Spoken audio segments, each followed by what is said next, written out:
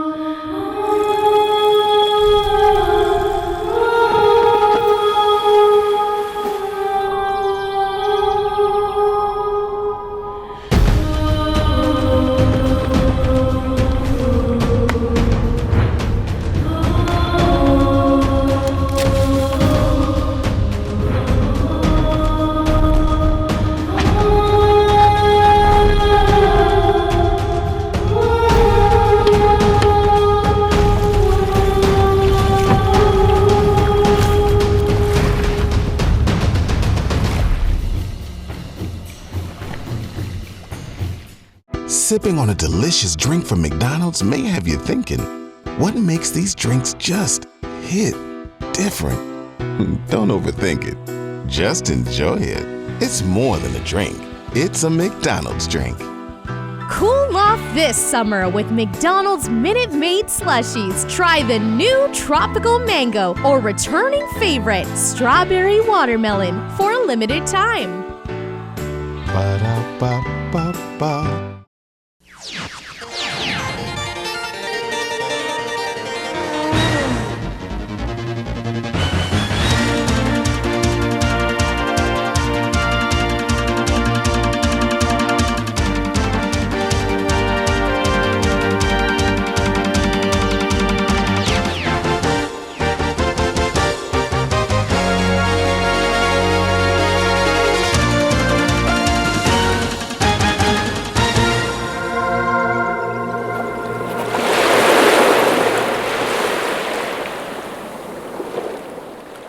Good evening, Commonwealth, and thanks for watching the Channel 2 News. I'm Sally Lemus. I'm Adriana Cotero. And I'm Lanny Walker. And we are your KSPN Pacific Minigames team. Tonight we launch our special newscast that's devoted to complete coverage of the competition. The game started this afternoon on the tennis courts. Here's a look at the first day of the tennis competition. All eyes are on the NMI's Colin Sinclair, who won the gold in the singles event in the 2019 Pacific Games, but competition will be as hot as the Saipan sun as players from New Caledonia, Samoa, Tonga, Vanuatu, Papua New Guinea, Cook Islands, Solomon Islands, and Tahiti have all taken the gold since 2001. 98 athletes from 16 different countries and territories will battle it out on the courts here at American Memorial Park and Pacific Islands Club. Players will compete in 7 tournaments, a men and women's singles, a men's, women's, and mixed doubles, and a men's team and a women's team tournament. The men's team played today at American Memorial Park, and the women's teams played at the Pacific Islands Club. David Smith, Joint Executive Officer of the Oceania Tennis Federation, serves as the international delegate for tennis. My role here is to just ensure that everything is done correctly. And we know all the players here, we know all the coaches, we know all the teams. So it's like a family of tennis here that we've developed over time. Smith explains how the matches will play out during the games. So currently we're in the teams event, all right, so we're in round robins, pool events, and then from there the top four pools, they then play off for a semi-final, and then we're into the medal matches, all right, and that'll happen on the weekend. And then once that's over, we'll be doing individual draws in men's and women's singles, men's and women's doubles, and mixed doubles, and that is what will happen pretty much for most of next week. So in total, we've got about 300 matches. We're going to get through 300, yes, in about 8 days on 7-8 courts. Patrice Coty is coach of the men's Tahiti tennis team. Oh, we feel good because we arrived yesterday. We had time to train, to rest, and now it's time to compete. And we are here to play, so we are happy to be here. It's hot, but in Tahiti it's hot too, so it's fun. It will be a tough competition because so many good players. We have the Colin Sinclair from your country. He's a really good player, maybe the best. But in team event, we don't know because you have to play two singles and one double. So we will see. We have to win the pool to be in semi-final. So step by step, one game after one game, and we will see. Emmerich Mara plays for the Vanuatu team. And what do you think of being here on Saipan for the games? Well, for now it's very hot because I actually live in Melbourne at the moment, and I left yesterday and it was 6 degrees. So it's a big change, but it's a lovely place. I love all the greenery everywhere, the sea. We're staying in a hotel over there that's right next to the water. It's magnificent, probably one of the best facilities I've seen in terms of accommodation in the games. How does it feel to be out here representing your country? It's the best. I love wearing the colors of my country. It's the best feeling in the world. Pope Lahau is representing the Solomon Islands. How does it feel to be representing the Solomon Islands? I feel good to represent my country, like to raise up our flag, and yeah, my aim is to like bring something good for my country, so I'll just try my best. And while the games will run over the course of 10 days, Smith says the sport has the ability to change the players' lives way beyond the closing ceremonies. Tennis has the power to change people's lives. So what we're trying to do is really change the lives of a lot of young talented kids here and give them real either tennis career paths and or paths into the college system in the US that is actually, it will totally change their lives forever. KSPN receives the latest updates on the health and safety protocols to follow during the 2022 Pacific Mini Games, as we sit down with Public Health Medical Director Dr. Lily Muldoon. The Commonwealth Healthcare Corporation has partnered up with the American Red Cross Organization and the Department of Fire and Emergency Medical Services to ensure the community, visitors, and athletes are safe during the games. CHCC, as well as the COVID task force and the organizers of the Pacific Mini Games, recognize that there is an increased risk as we're expecting about 1,800 individuals coming from across the Pacific. And as we are having that large influx of visitors, which is quite exciting for us, it also does increase risks of COVID transmission. According to Public Health Medical Director Dr. Lily Muldoon, there are various precautionary measures in place. So first, we are ensuring that every athlete coming in is fully vaccinated. Every person also is required to have a negative test prior to their arrival. And then we are doing daily self-swabbing of all of the athletes at their venues before they compete.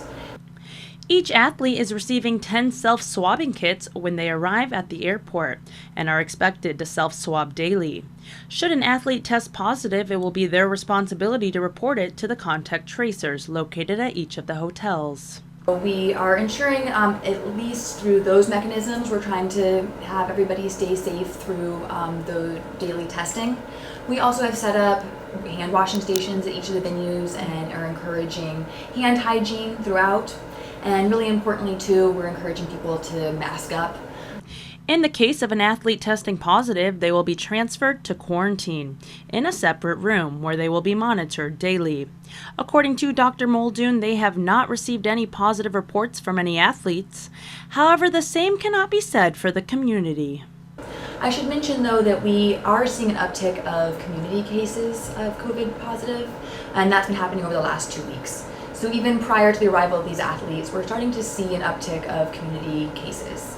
And actually yesterday we did have 2 hospitalizations of patients who have COVID.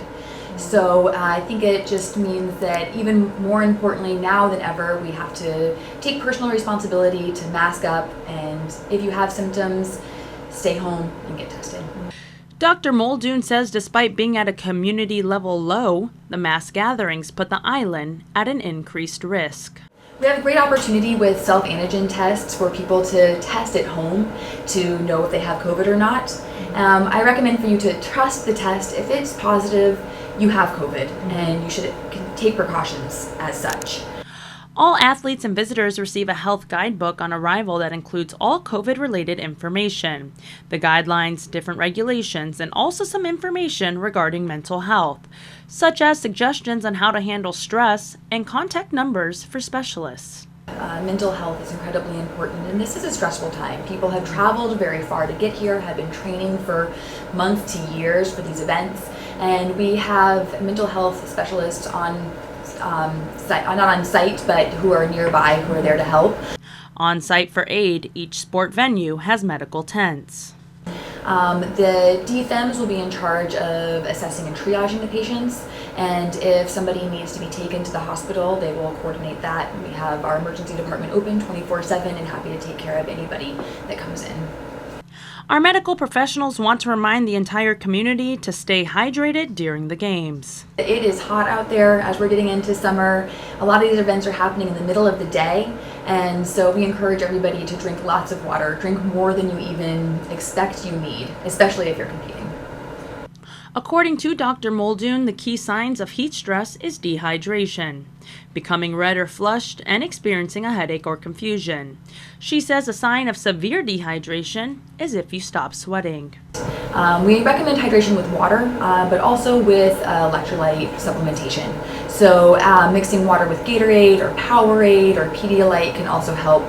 In addition to staying hydrated at the games, Dr. Muldoon recommends everybody practice the 3 W's. I think it's a big honor for us in CNMI to be hosting the Marianas Pacific Mini Games this year. CHCC is doing our best to be prepared because we recognize the risks of this. We're working closely with DFEMs, we're working closely with the American Red Cross to be sure that we have protocols in place and we're ready for the worst, but we'll be celebrating the best. For more information on the health and safety protocols, you can visit northernmarianas2022.com. Stay safe, take care of yourself and your neighbor. Reporting for KSPN2 News, I'm Adriana Cotero. It's been about 3 years since the CNMI last saw some baseball action right here at the Tanco baseball field. In just a few hours, teams from CNMI, Guam, Palau, Fiji, and the Solomon Islands will be playing one of the greatest sporting events here at the 2022 Pacific Mini Games. Fences are up, lights are bright, and the field is ready for some ball. The Yoliai Sports Complex has a newly renovated press box, and we got to take a look at the best seat in the house. This room will contain the official scorekeeper, which will be the official score for the games, the announcer. This crew here will be providing a live telecast, and just other game officials. Sadly, we're going to have to try to keep everybody out of here because this is an official room. And it's obviously the best spot to view the game. But sadly, we can't let anybody in here unless you've got a specific job to do. Oceania Baseball brought in Rocky Alcantara from Guam, who will be the official scorekeeper in these baseball games. The CNMI is going old school with a manual scoreboard. We'll have walkie-talkies that will be able to communicate with our scoreboard staff, our volunteers, and it'll show the score and how many runs, how many hits, and how many errors and stuff like that. So it'll be old school. Yeah. If you watch Boston Red Sox games, they still have a manual scoreboard. Baseball veteran Ben Jones Sr. is this year's announcer. Jones is also the venue manager who oversees everything on the field, making sure it fits Oceania baseball requirements. He is quite excited to see some ball. Players are excited to be in the field. That's all I can say. They're very excited to be in the field to get back to their feet and do a lot of running, catching, batting, and all those things. The revitalization of the sports complex was not an easy task. PMG Committee Chairman Marco Peters says the work doesn't end. How does it feel seeing all of this come to, to real life? Yes, coming to fruition. It's exciting. Now I'm just getting goosebumps because I was just out there and the whole community is excited. They're excited to be a part of history for the Marianas. Like we went through some a tough road, especially going through last night, finalizing everything. I had to get my team together, hashed out all what needed to be done, throughout all the emotions from everyone, and just focus on one thing, delivering the games. Tents are already set up for fans to watch these historic bowl action. Those who might not be able to make it can watch it live online, made possible by a great team. It's an honor because I have a team that's strong. Like I said, communication is the key. And come out and watch the mini games in baseball because we have a lot of solid teams.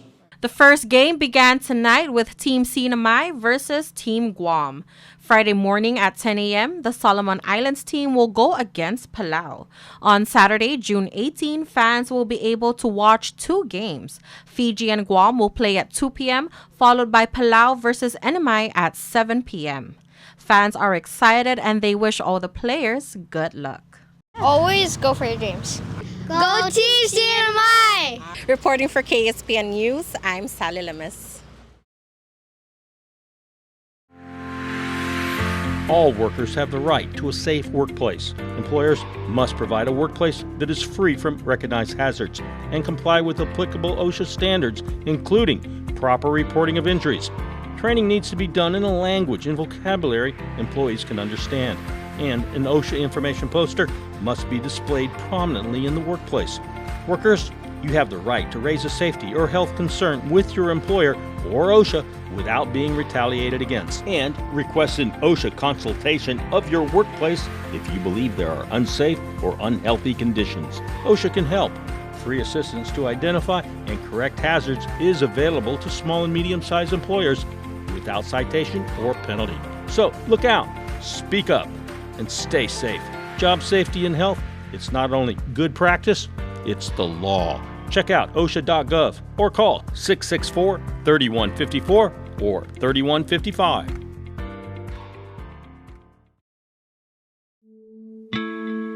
My doctor gave me the pills, so they must be safe, right? If taken exactly as prescribed, short-term use can be safe, but painkillers have real risk. Misusing an opioid painkiller can cause serious harm, including addiction and death, and misuse can happen quite easily. Make sure you never mix them with alcohol, antidepressants, sedatives, or sleep aids.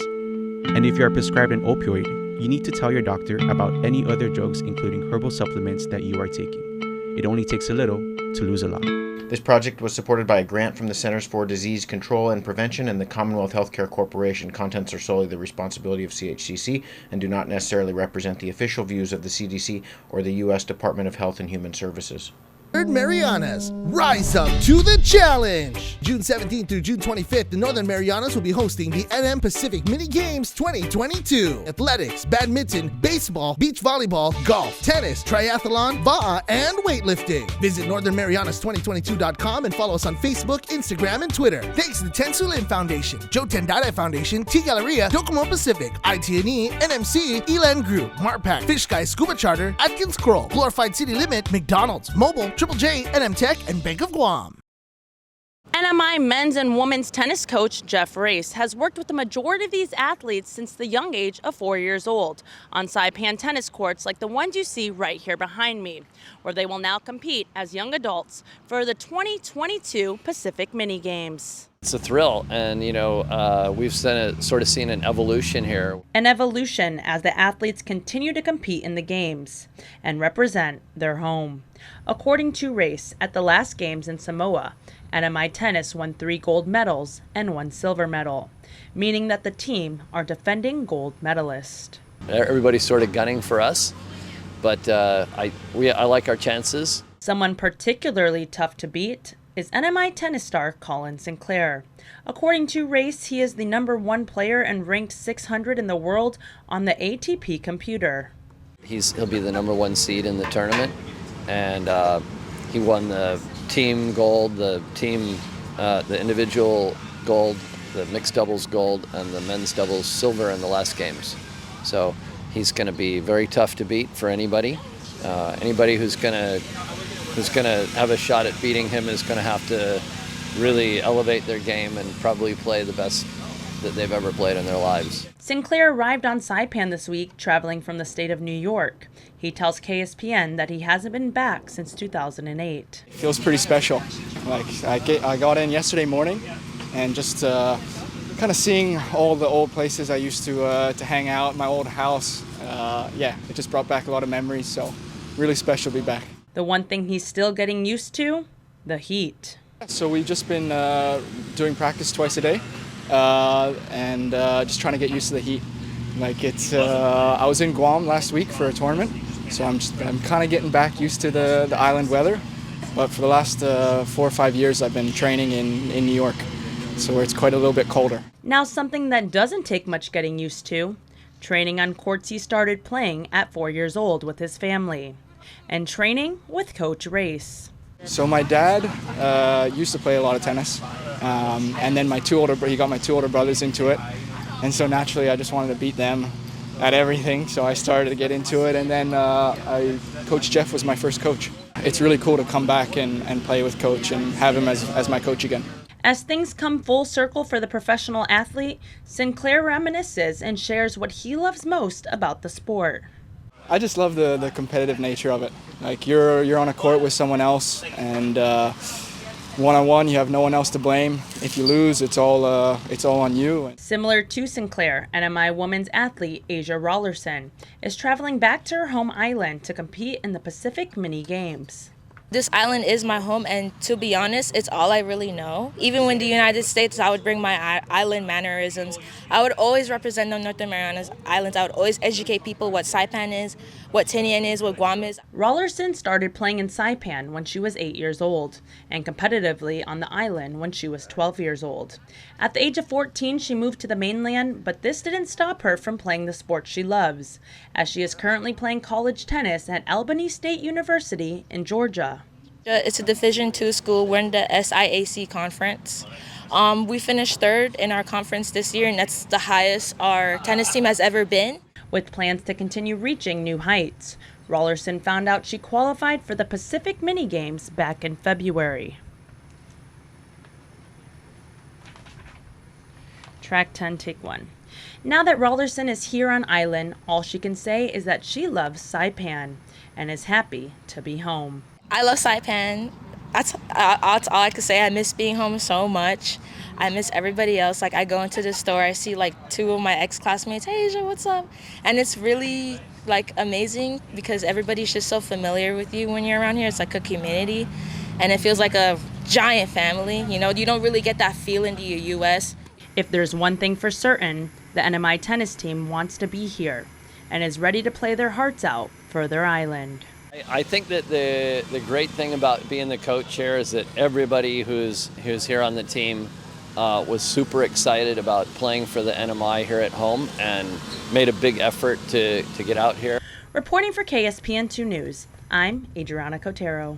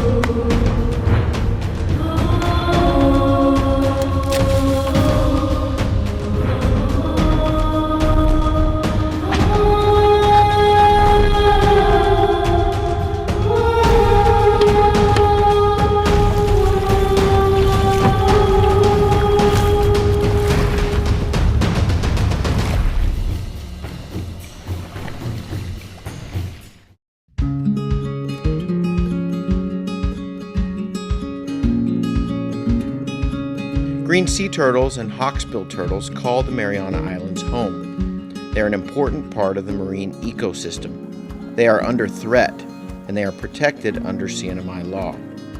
Keep plastic out of the ocean. Keep vehicles off the beach. Use the Sea Turtle Stranding Hotline if you see poaching activities or if you see a turtle in trouble. Call 287-8537 and save a turtle.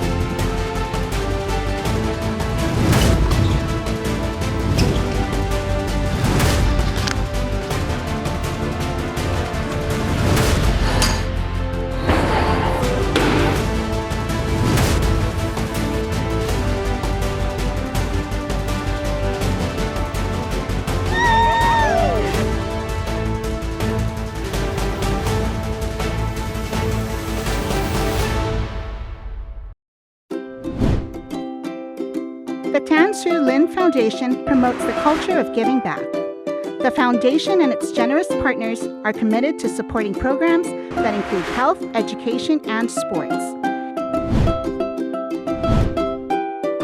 Initiatives that promote arts and culture, the environment, and tourism will benefit our community and our residents. Giving back and making a difference will help ensure that the island paradise we call home will be a better place to live.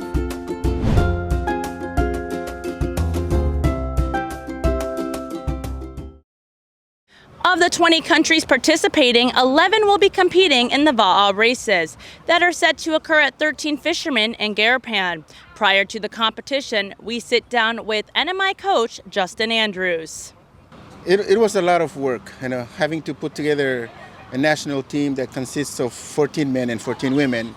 That's a lot of commitment on their side and on the coach's side too. So it has taken us about 10 months to get here today. Yeah, so we look forward to having to compete out on the lanes. The race lanes can be seen from the Beach Road pathway. White buoys are properly measured out throughout the Marianas Lagoon for the 500 and 1500 meter events. So the VA competition venue begins on the north end from that red palapala, and it ends just right across from the Marianas Eye Clinic, right where the little bridge is at.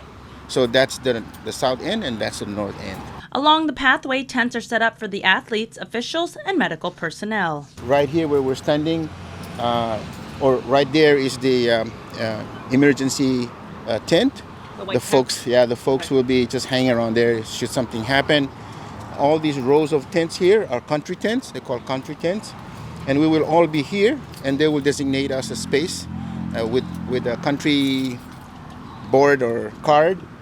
And the main pavilion right here will serve as the official tent, where technical officials, race directors, and everyone who's in charge of the event will be there. As for the spectators, according to Andrew, the pathway will be open to all. So we want to interact with our local spectators, family, and friends. Just as long as we don't go into the areas where athletes are at, and then the official tent right here. We hope for a smooth operation. In order to help make operations run smooth, Andrew reminds the community that the event area is a narrow strip of land, and vehicles are only allowed to park at the VIP parking lot. He says there will be a drop-off and pick-up location for buses. And should you make your way to cheer on the Va'a teams, Andrew provides a rundown of the courses. So the course is set up out there. There are two events on the course. There's a 500-meter event, which is a straight run from south end and finish right out here. And then there's a 1,500-meter event that starts here and then turns on the middle flag. There's a meter flag there around the 250-meter mark. And then it comes up, and that repeats like 5 times. Yeah, so that's the 1,500-meter event. The 500-meter event starts at the south side and finishes on the north for the V12, V1, and V6 member canoes. The 1,500-meter race to include the V6 canoe. The event not as visible from the shore is the V1 and V6 distance race. That's outside the reef. It's very challenging because then you're dealing with a lot more ocean activities in terms of swells. As you get closer to the shoreline, the wind doesn't really affect you. The further you go out, you get more wind in on your canoe. So, yeah, it will be more challenging out there. For V1, it's going to be 10 miles, and then V6 is going to be 15 miles. There's been various challenges, life changes, and sacrifices made by our Va'a national team. But Andrew says this sport really hits the hearts of his athletes and brings them closer to their roots. It's just sitting in our body. And then when you activate it, you turn on the switch, you train, and it just comes out naturally. So a lot of our local athletes are really natural at this, It's been 10 months.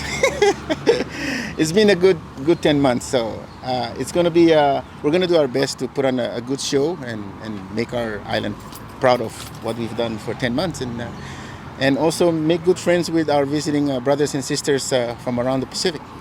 The Va'a Pacific Mini Games competition runs from June 20th to the 24th.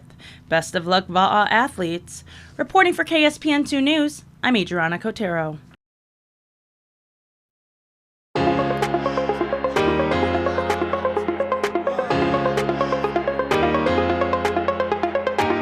Hey, golfers, come north and practice your game at the Marianas Driving Range. New Year's local specials.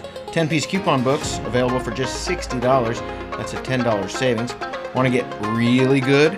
Come work on your swing every day for just $99 per month. It's our practice pass and you're going to love it. Grab your passes and go straight to the range. You can social distance and chip all at the same time, and the views are free. Reserve now at marianastrekking.com. You can pay online, open 7 days a week.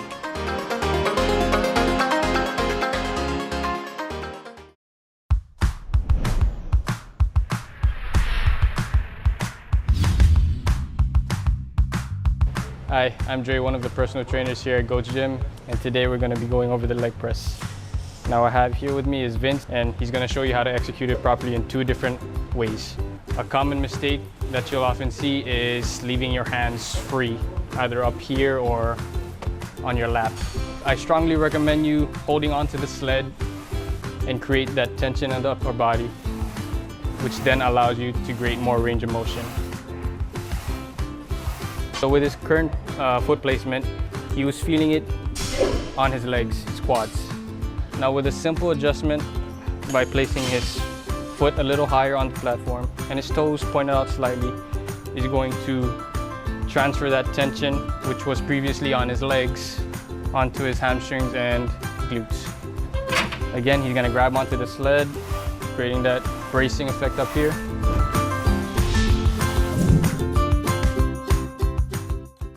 Our special mini games broadcast will play at 8 p.m. every night during the games. And it will replay at 10 p.m. and 6:30 a.m., 12 p.m. and 6 p.m. the following day. We will also bring you special stories on the mini games throughout the day in between broadcasts. And don't forget, you can always watch the broadcast on YouTube at Flametree TV Production. Thanks for watching. We are excited to bring you up-to-the-minute coverage of the games. See you tomorrow night. Good night.